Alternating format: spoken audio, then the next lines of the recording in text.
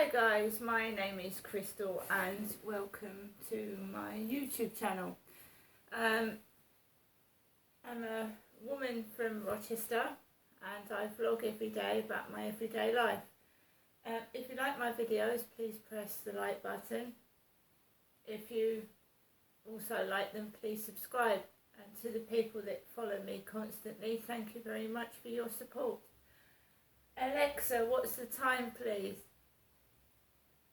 It's 7:58 a.m. Alexa, what's the date today? It's Thursday the 6th of October. Alexa, the weather.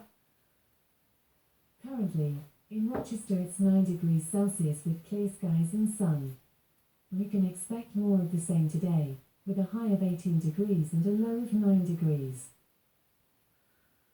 Alexa, can you cheer me up with a joke?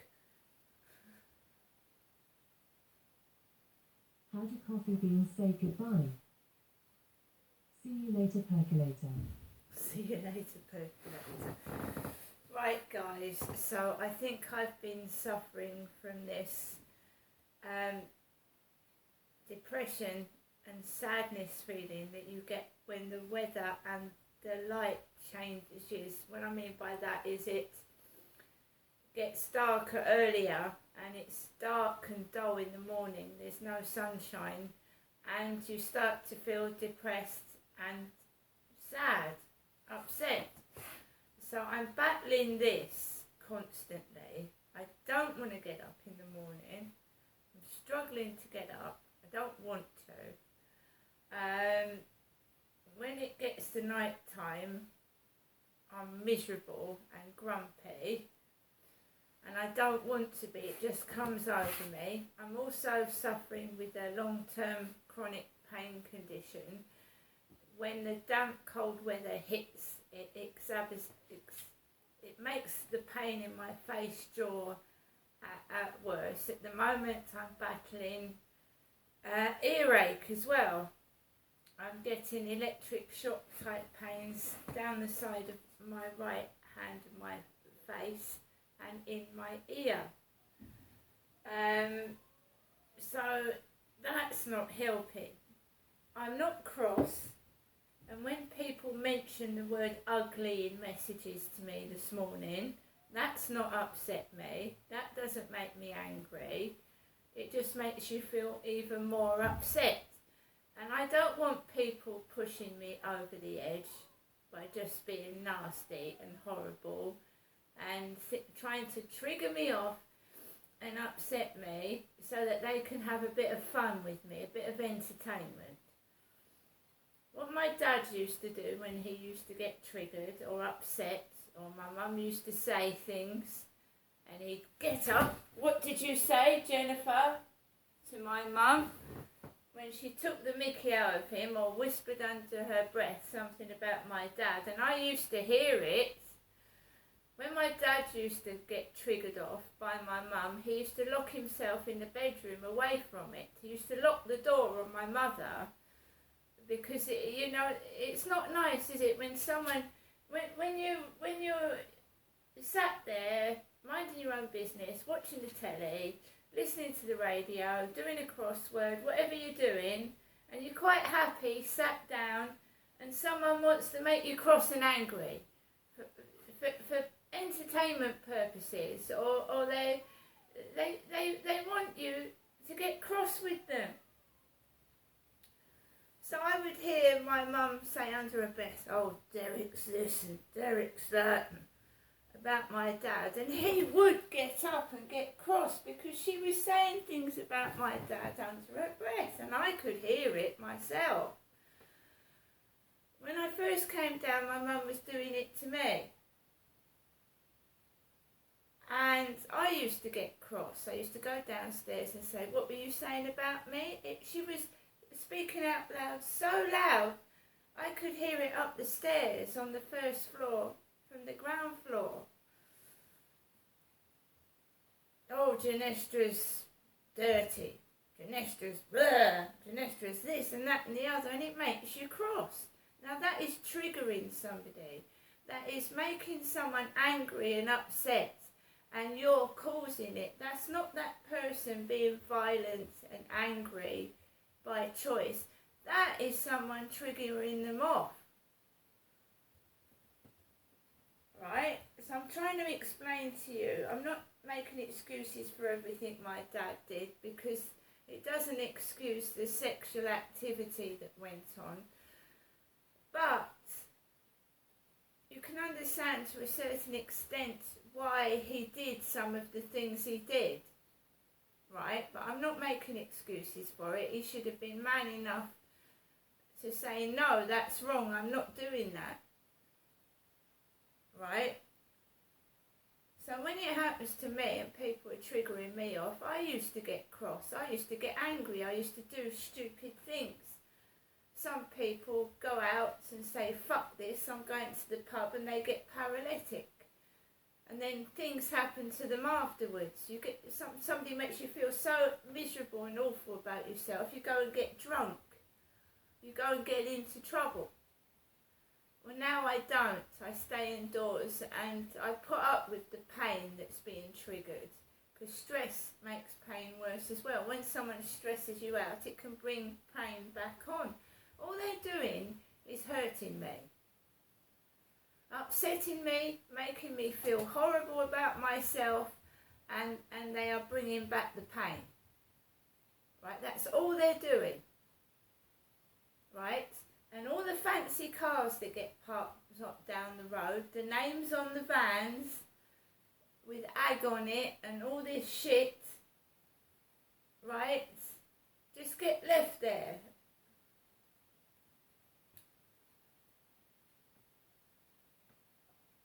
This morning I've managed to get myself up. I didn't go to the cinema last night. I didn't feel like it.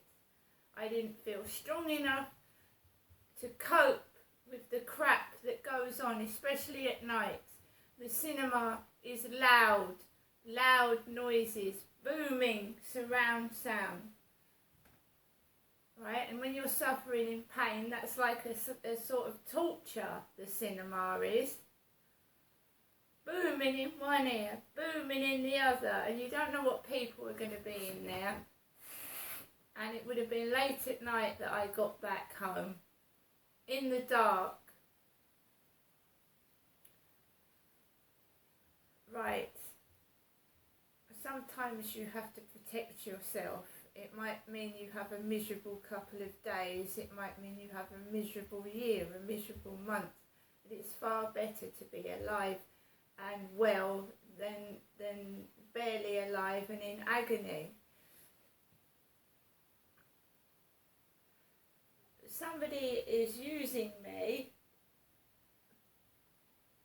and thinks it's funny to exacerbate the pain, make me feel rotten, and it makes them feel good. Well, I'm glad it does. I'm glad it makes them feel better about themselves, torturing somebody and making someone feel really unwell and sick. And I shan't be going to the hospital to have various tests like my dad did.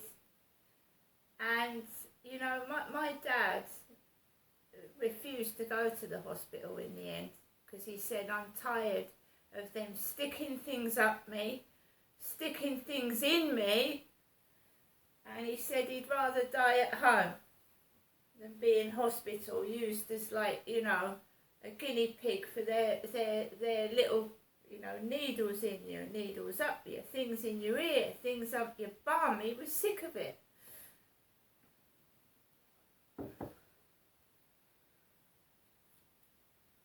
So last night I said to somebody, I don't want to go to the cinema tonight, I don't feel like it.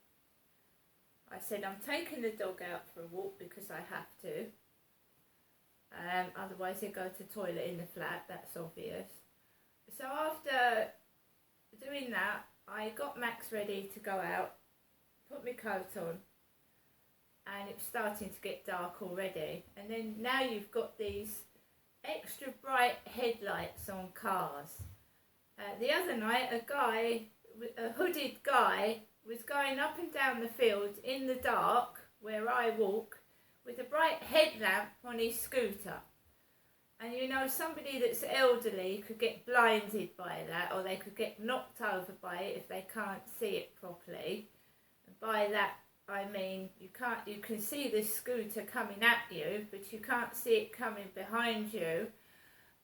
So you've got this hooded fella on a scooter with a great big white fluorescent light shining in your eyes, and if you were trying to cross the road and you're old, a light like that can blind you for a couple of seconds and you can get run over.